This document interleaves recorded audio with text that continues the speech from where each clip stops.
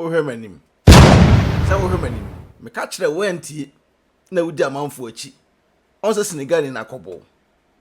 so onso akobo brana betim futu no abuso edin aya adwepan ne aka enkrata mu King Kong aka fufokin aka be man fa na yerenim enyefom aka mitwa na omotie Mr No Pressure wudi me cha pressure be de be fa na safre Mr International Man ye kasa kire wiase bi mu kasa kire mo namfo abuso onse ye nua brante odahoyi Freezy Macbone abrante we say emre bi atwam abrante we ene obi o UK ekokon ntokwa na ntokwa no nkokon ye no abrante no skills ana wo yiyi no sabi na ensem fata abrante no edi sabi ekom anibre o no de bo akwa no rough me babonte be ka kire mo say sa akwa na abrante we ye Freezy Macbone ene ne kon ye no sa akwa na ngasa no me hwe ne records mu no sa akwa no sabi me ameba na na mankwa adrek kropito abo sa akwa no me babonte be kan agana fo na sabio wo mo de ebi mu ensua nyansa na ye pe obi asem a ye nhwe nipa no ade a obaye obedi nkunim no na ye ba ya ne ba bedi watem no eno ntina ma Ghana obi pegya na ye say na bo ho because se wo ba bonte na be kan okra ye se mpe nipa na sem abrante we say to UK enna wono de oso ye friend Freezy Macbone enna wo se wo ye boxer meboa obi a epese Ghana man no kenye obi abrante say I want to kwan ba bruchire anko se voto bo no homodene akon age oman agina ho no ne duro ba ebe no abrante we say no fame no ba ye ne dodo da bi etu fo mu ntie fame no e ba ye ne de because obefa ha na ne picture da ha obefa ha na ne picture da ha en na afro de ba ye atwedie na se wo ye boxer ana ye footballer na de dane atwedie en ema pa enya de obedi nkunim da de bi ameka kire mu once abrante we duro mre bi no na ko okwa ko face another fight e UK na ko face another fight e UK mumu sanse debe ntro cancel sa fight no nye bibia na ba bonten be kan mumu sanse debe ntro where sa fight or cancel sa fight because I am shishing tension and pressure afa no Freezy Macbone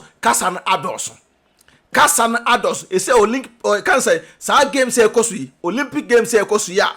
a wo say esi aba begina am my Ghana Freezy udru Ghana no edeba de na se ka wo ye udru my Ghana mu abrante we dru Ghana e ma na wo ja omo ho e wo Ghana e ko UK no sa ma no e na abrante ko tugu omo so e wo Ghana jumadi anti asabio ye do free UK se bra Ghana na bra be ye no abrante ba nya ne hia no osola wo na asamo jan kwa kosia e na menu we kwa ye fight osora no ne kwa kosia ye trend no social media hype no edidi ni trim na ko bia ade potia boys say omuko Freezy hwan na yes ahwehwe ni mu na kodu Ghana na ye chese wo ye boga ofri UK akọ Ghana meboa ye tumfo amomfa ade na Ghana fo ade Ghana fo bebre empe ne se ade de wanim se wo kwakwa ye na ade na kwakwa ye no na wodi batu dwa ansa na wakwa ye sa ade no Ghana fo bebre empe sa ade no na ka mepesem ba bonti betu abrante we fo sum se Ghana fo be ka hey na on penasem and now penasem so abrante onya mehwe ntesi de se me penasem e de be na Freezy oda ye me penasem but o ba bontina be kana crazy bu o Senegal ni no wabo Falaa me ka to say UK na wote no UK na wote sa e kan say wo no nya boxer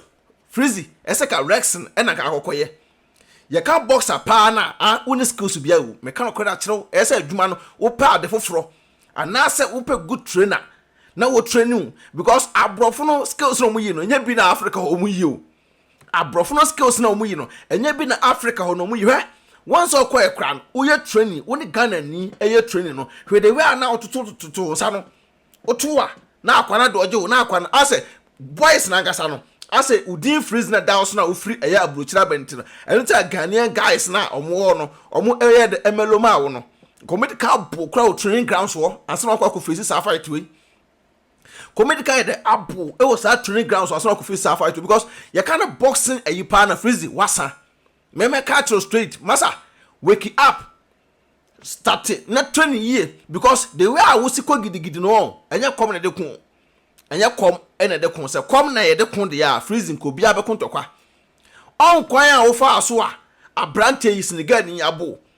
ye wish say ebia wo next fight no be win but also the way na wo see kasa the way na wo see air brage the way na wo see guy the way na wo see ko Ghana no uni we shia nka first of all no ese ka timi kokodi nkunim ansa na waba abaye saa ne mana ye no o ma no mshia ni nyina no asamoja ni shia ye uni we kwakoshia ni we kwakoshia asamoja ya nkasa mu ono Ghana odi animu Blasters wa fa ankosi ba bia asamoja Blasters asamoja fa ankosi ba bia na kodu Ghana na wo kwakoye saa adwuma we a wo say asamoja na me kwakoshia no ene di kan kwakoye yi obi o wa sunsun abe ekuta na kwa ne woni hia emoa ba Ghanaians no ye ka no kra o mo se buoi on se yabo next time obesua nyansa next time ade poten se okona akokoye no ukodro my Ghana mu a obedi ka tu ho anamon ansa eno akwakoye sa ade no but wo de enam aso de ne a wo do ho abo eya amanfo bi mu a ye be postu pictures ye be postu videos ntino eya ode masa Africa ho na wakono boys no ho odin o Freezy Africa ho na wakono boys no ho odin afei na wo be wura eye boxing adwumanim afei na be wuram na oti UK ne de agro na wudi o Freezy agro na ati UK ho a na wudie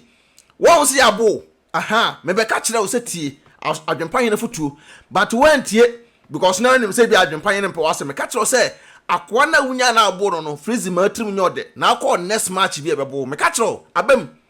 because me tena akire a share strategy awde ko skills na de ko no instead of say omo na omo ben wo ebe ka no credit kire wo na wa train yie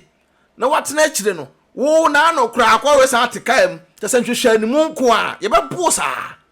me ka kire sa nhwehwe ni na ye no da bia ko match bebo because one tena akire a hwe no bi ye na o makasa no so ante now brag too much ya be bu da bia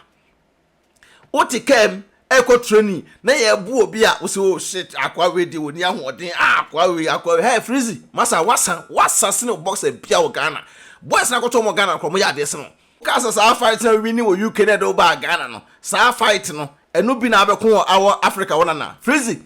stand up wake up me kan nyina da kirew enya sa da bebo e ma fame no enyo the too much e ma sabio social media no eni di utrimo masa ring na akwa gina mu no the way am for bojo to john the way mbosi abo no masa obi okoduru Ghana na okoduru Ghana etwadie ade asabio edo frabro kire ba na mpontu ho anamon ena mpese me ni we hia na ye sheda yese de ye fight no mpese me ni cancer ayi empanyifo we hia na yese masa saa nkofo no mkoko hia ni nyina no omadi kan ye bio amoa omo nti se wo ene yi wo bo my Ghana mu na wo se sia no all eyes on you obi a hwe Freezy nka wo tina ring nim no ka akwa na se ka bo no patim me ka kire wo ukogina ring nim no saa Senɛgalɛse no se ka bo no patim but akwa na ngasa no watena kire ahwe wo se wasa Senɛgalɛse no nkra free Senegal for ba se ene omo se me ka jo se Freezy wasa wagu Ghana for nim ase wagu anim ase pa metwi wonim say the next time uye trainer be ni boys from Ghana kromo ya deso me kana kwara choma say you can talk kwa enye bi ni Ghana ho you can talk kwa no enye bi ni Africa boys no mguo no adentina o first fight we na akokon ye no e wo UK na obi ni ye no second fight no wa anko ka kwa sa akwa no ko do sa bo rough no masa ye fa kom ani bre enkonto kwa wo ye fa kom ani bre enkonto kwa nti Freezy Macbone wa faili wa gu Ghana fo ni mase wa bo Ghana fo ka nti wei ahode we ntina Ghana for Ghana sika na o man no aye den no ye twa plane ticket first class at hotel embassy Ghana ye san yi ska she obotom ma aka na say accommodation ni bibian akwawe mama ne kwota UK ono kwa huru nkukom mama Freezy Macbone enko back to UK no kwa huru nkukom na akwawe me se wasa me se Freezy Macbone wasa me ni sha opa mon craft fight na me no mebo no ne se gidigidi ni hwarim ne de yi masa ukodu Ghana no on gesa kokodi di on no ba lock for ma balog for twe ene wo Ghana ho na akọ ekoshoma akodi om no omdo mo san esan next time ade aye soma wo no ye soma ase kona ko tokra na mbra onko enkonko to eye aponche enfamba